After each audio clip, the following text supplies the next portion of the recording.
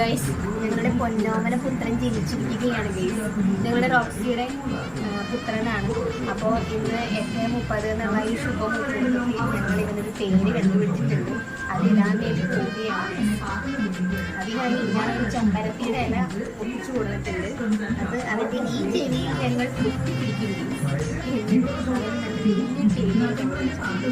അത് ഞങ്ങൾ അവരുടെ ചെവിയിൽ മന്ത്രിക്കാൻ പോവുകയാണ്. ശങ്കരനാരായണൻ തമ്പി ഇതിട്ടിട്ട് ഇപ്പുറത്ത് പിടിക്കണം. ശങ്കരനാരായണൻ തമ്പി ഷോർട്ടാക്കിയിട്ട് ഞങ്ങൾ ശങ്കുട്ടൻ എന്ന് വിളിക്കും. ശങ്കുട്ടൻ ഇവന്റെ പേരതായിട്ട് ശങ്കുട്ടൻ.